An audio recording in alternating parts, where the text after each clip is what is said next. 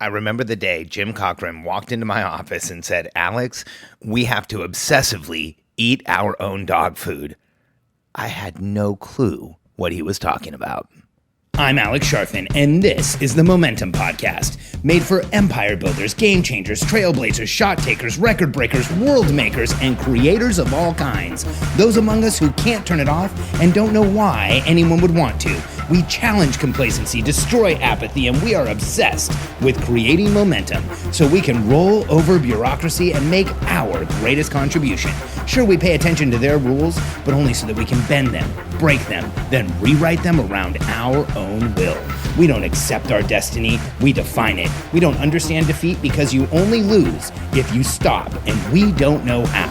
While the rest of the world strives for average and clings desperately to the status quo, we are the minority, the few, who are willing to hallucinate there could be a better future. And instead of just daydreaming of what could be, we endure the vulnerability and exposure it takes to make it real. We are the evolutionary hunters, clearly the most important people in the world, because entrepreneurs are the only source of consistent, positive human evolution, and we always will be. The concept of eating your own dog food was shared with me by Jim Cochran when my company was going through a time where we were hiring a ton of people really fast, and he came to me and wanted to make sure that everything we coached, everything we shared with people, what I said on the outside was what the company was doing on the inside. And the way he explained it to me was, eat your own dog food. And I remember asking him, Jim, why would it be dog food? Like, why would we have to eat our own dog food? He said, I don't know, but that's what this means. It means that we need to do everything that we say on the outside, on the inside. We have to be a congruent company.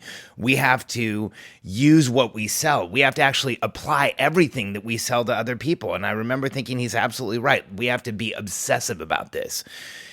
And in my company, we sell the Momentum Planner. My entire team uses a Momentum Planner. Everyone on my team has been through our content. They use our planners. They use our planning systems. They use our forward-looking strategic systems to plan their personal lives, to plan their business around, to plan the business with us, to plan their productivity within the company. And so we apply everything that I share to our organization in an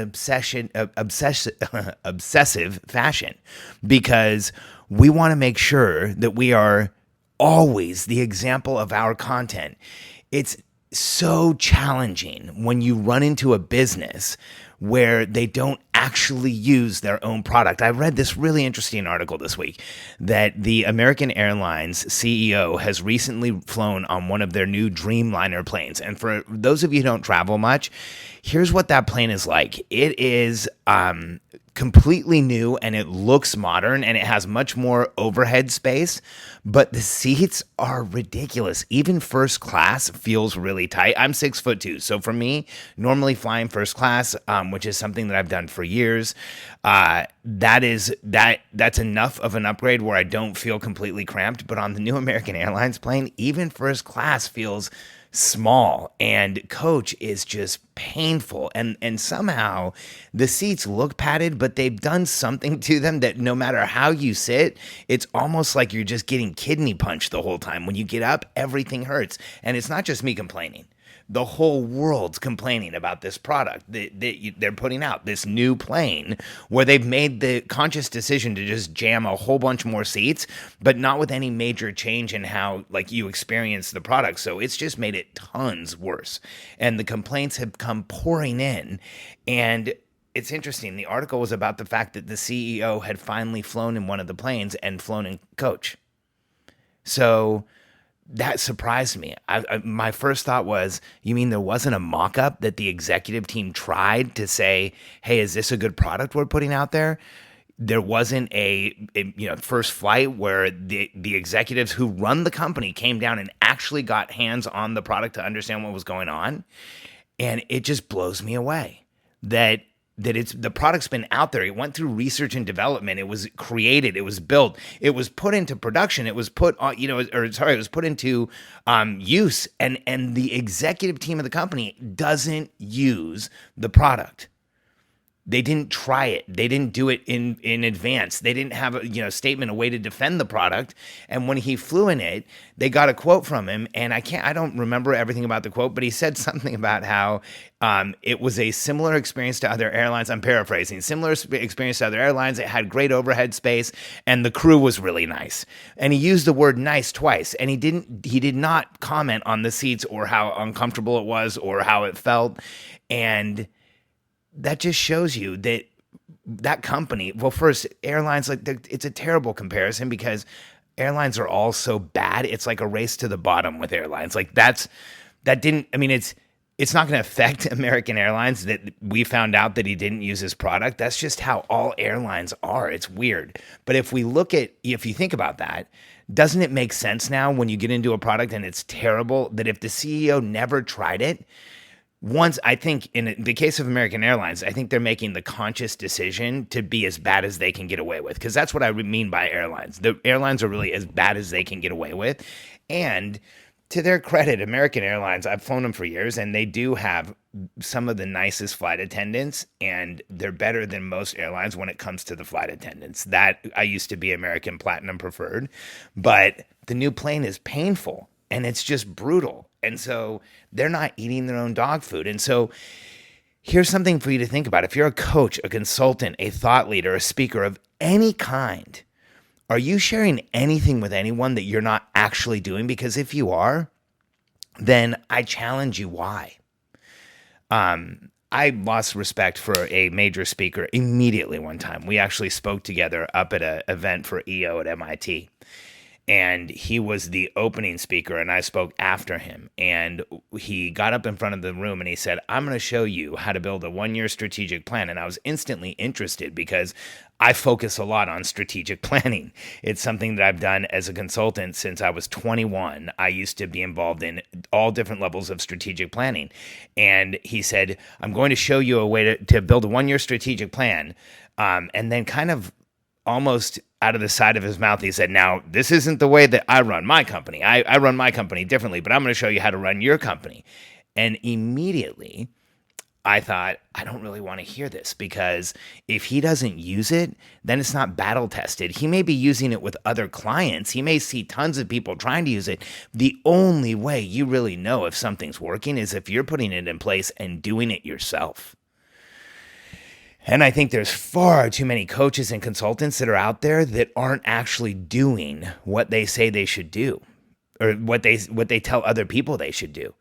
I also am challenged by another coach that I know who focuses on teaching people team building, but doesn't have a team and doesn't really use his own products. Because how can you be all about team building, but then not build a team? And it's weird to me that someone who understands how to build teams doesn't, because that's where your productivity comes from. If you're a single entrepreneur and you know how to build a team, then you also know that when you don't have a team, you are the most exposed you can ever be. People sometimes say, well, maybe he just doesn't want a big business. Well, wait a second. If you know how to build teams, then you build a safe business. You build a protected business. You put people in the right places. So if something happens to you, you continue to make income. You continue to have revenue. You put a team around you so that you can do more, so that you can create more, so you can contribute more and be more. And if you know how to build teams, then you know that it is the easier way to run a business, not the harder way. And so anyone who knows how to build teams and doesn't build a team is suspect to me. And I don't think they're eating their own dog food. And I think that's where people get in trouble with coaches, because coaches, consultants, if they're not using their product, if they're not doing what they recommend other people to do, then I have news for you. They're dangerous. They're dangerous. They're experimenting with you with something that isn't proven enough that they've put it in their life. In my business, there's a reason why I coach such a range of things. It's because I've put a range of things in my life that I know make entrepreneurs better. I've observed it.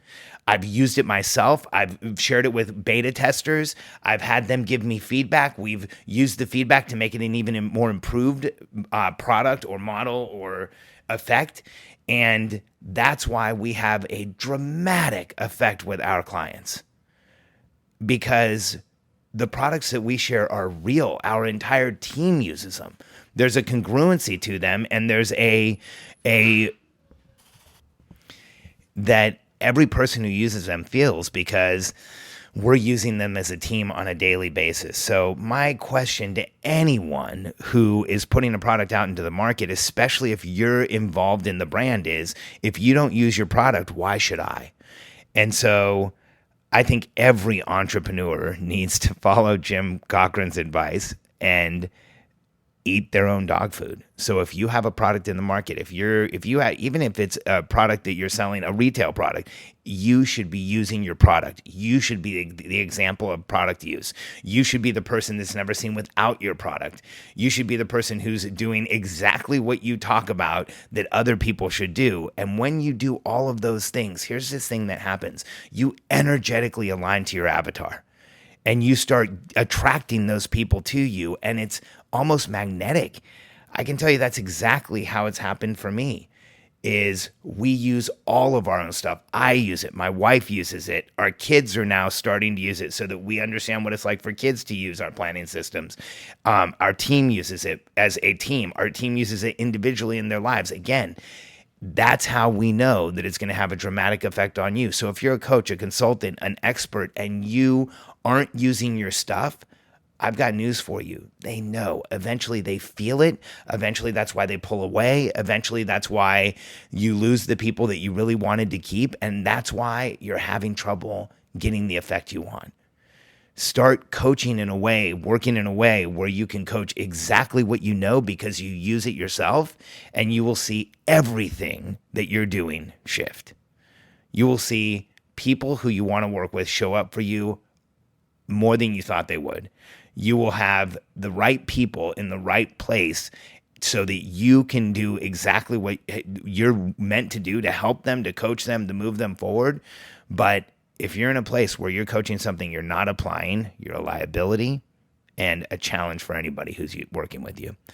If you feel like you're in one of these relationships with a coach and you'd like to have a conversation with us, we have products for entrepreneurs at every level. If you go to billionairecode.com, you can fill out a quick survey, and if you want to, book a call with a member of my team, and we will give you the options we have available. If you're ready to grow, if you're ready to build the team around you or grow the team that you have, if your business is already up and running and you're doing well and you know there's an opportunity there, you know there's more there, you know you could be doing more, delivering more, achieving more, if you just had a team around you that was helping you along the way and you understood how to communicate with them effectively and you knew how to drive forward, then go to billionairecode.com. Don't wait.